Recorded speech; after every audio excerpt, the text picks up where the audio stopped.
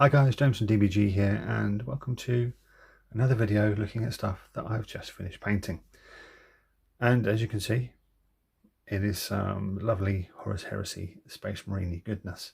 Now, if you'd seen a couple of days ago, you'd actually seen these photos of these go up on the Facebook page and on Instagram. Again, thank you for all the comments I received from those. Greatly received, thank you. So we'll do my usual format. I'll explain what's what, and then we'll go and look at some of the miniatures. So first of all, these are obviously Night Lords, and they're for my Horus Heresy army, my own personal Horus Heresy army. But obviously, given the current situation, they are earmarked to be sold if things get that bad. They're not that bad, far from it, but if they do, these guys will be sold. So what do we have? This is probably the core part of the army. As I explained, I think in the previous video, I was going for a siege force, which is why I went for breachers and leviathans and terminators and storm shieldy people.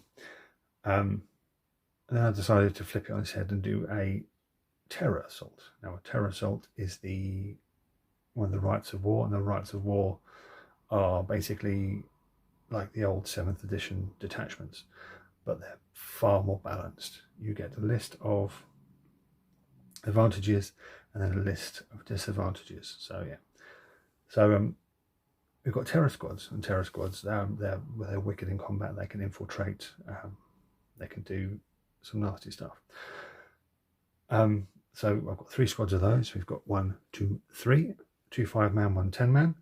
Now 5-man in Heresy is a bit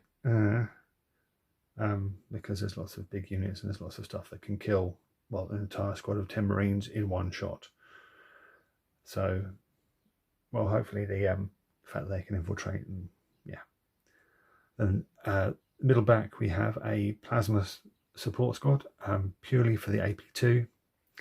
Now, if you don't know Heresy, again, it's 7th edition 40k. So AP2, basically Terminators and Marines do not get a save. It goes straight through to an invulnerable save or a cover save. Then we have the Javelin attack speeder over there. We have a drop pod in the middle, because one of the things for a terror assault is that squads that can normally take rhinos can take drop pods as well. Drop pods are not normally a dedicated transport slot in Heresy armies, but you can with the terror assault. And then last but not least, we have the big scary bad boy himself, Conrad Kurz, the Night Haunter, over there at the back. So we will have a look at him. I am going to do the usual, let's pick his stuff up. But another quick note, most of this again is my usual trick of picking stuff up on eBay. The drop pod only cost me £18. The Mark IV Tactical Marines I actually got from Element Games, and they were £25.50 instead of £30, so not too bad. The Javelin attack speeder, that was £40, which I thought was a good bargain. When it arrived, not so much. And then Conrad was just over £40, and he retails at over 60. So I've got some good deals. And the only problem with Conrad is his claws keep breaking off because they're very fragile. Anyway, so let's have a look at some of these miniatures. So first of all, we have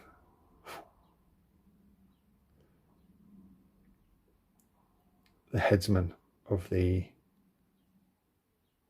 big terror squad with his Nostromo chain glaive, melter bombs and bolt pistol. I had to do some chopping and changing with the arms.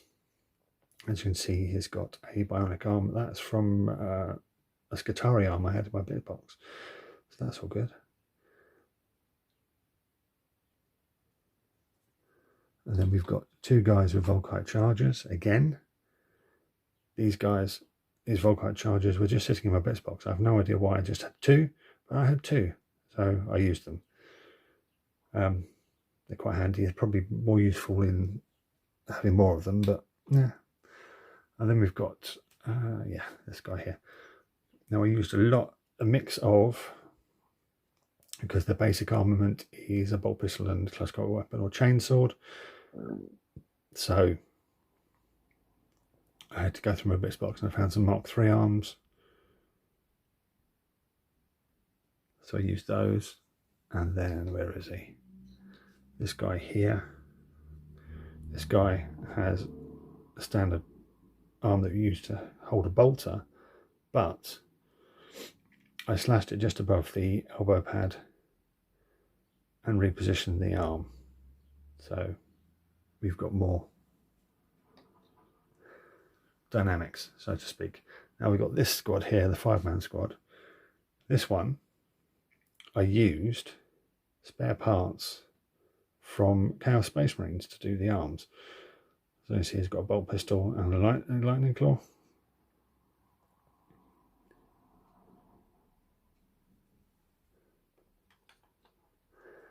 We have the guy with the flamer.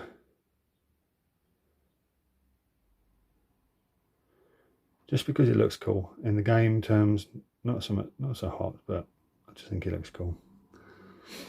And then the rest of the squad are armed with a mix of Chaos Space Marine chainswords and bolt pistols. And I painted the helmets bone coloured to represent their skull helms, which are quite expensive on Forge World and never in stock. So here's the headsman of the other 5-man squad. See, it's got a different lightning claw, and this one's armed with a plasma pistol because I had the points, and the others are just the same.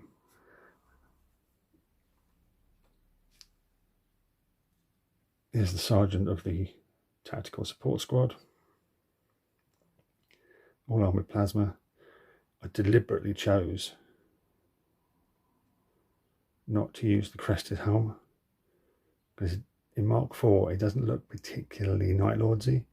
In Mark III it's fine, but in Mark IV armour it didn't look very Night Lordy. So yeah, and obviously all the free-handed lightning bolts. Now let's talk about the Javelin. That Javelin I thought was a bargain because it came with all the weapon options except for the multi-melter. I really wanted the multi-melter, but it didn't come with that. They came with the Havoc launchers, las cannon, heavy bolters, blah, blah, blah, blah, blah. Lots of multiples. And I thought that's a really good deal, especially for £40 when I eventually won it. But when it arrived, I realised it was a horrific recast. The las cannons were bent. I had to re-straighten those. There was so much flash. There were mould lines, mould slips everywhere that you couldn't see properly on the photos in the auction because it was unassembled. It was still in its kit form. So I'm gonna. Oh, it's actually. So we're going to take a closer look at this. Focus. Here we go. Now I personally am really pleased with the lightning bolts on it, but you can see there's still some horrific mould lines on the las cannons I couldn't get rid of very well. If you flip it underneath, all this grav plating doesn't fit very well. The joins of these cables, not well at all. There's damage to the side sponsons. Don't know if you can see. At the top there's a whole section missing, and this antenna array didn't fit flush at all. From what I could tell, it wasn't warped or damaged in any way. It just didn't fit flush, which meant that the actual hull, there was something wrong with the hull when it was moulded. So I had to green stuff that into place. I mean, it's painted. You can't really tell now that it's a horrific recast until you look really, really closely. But yeah, it's a horrific recast. So I thought £40 was a bargain. Now I'm thinking not so much.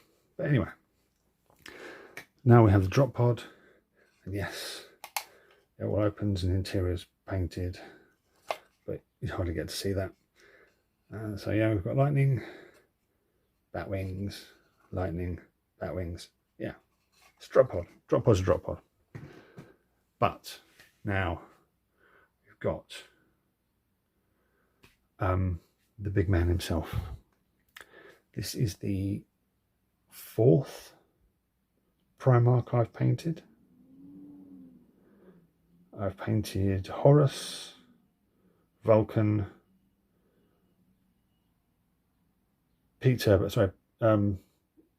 Turbo, and now Conrad Kurz. And yeah, these Primarch models are really fun to paint. The trick to them is, you see, look at all the details, look at all the faces in the flesh part of his cloak. It's actual skinned faces. I think is very cool. And as you can see, the claws, his lightning claws, mercy and forgiveness, are horrifically fragile and thin. And when I was painting them, 2 broke off. Thankfully they haven't broken off since, and they are securely in place, but you never know. I do have the rest of the display base, but I'm not going to paint it because he's not going to go on display. It's going to be nicely, neatly wrapped up, put in the case for use, because I hope to put these guys on the battlefield against Reichart's Imperial Fists at some point soon, when we're allowed to properly go around people's places. I know we're allowed to go around people's places now, but some people aren't comfortable with it still, so I like to err on the side of caution. Anyway, so as usual, guys, do check out the links in the description to all the sponsors, affiliates, Patreon, social media, and anything else that could be there that I haven't said. Do all the YouTube stuff, like and subscribe. The readers help the channel out, especially now that we're at over 2K. We hopefully get to see the channel grow a little bit faster than it did before. And as always, thanks for watching. Take care, and I'll catch you next time.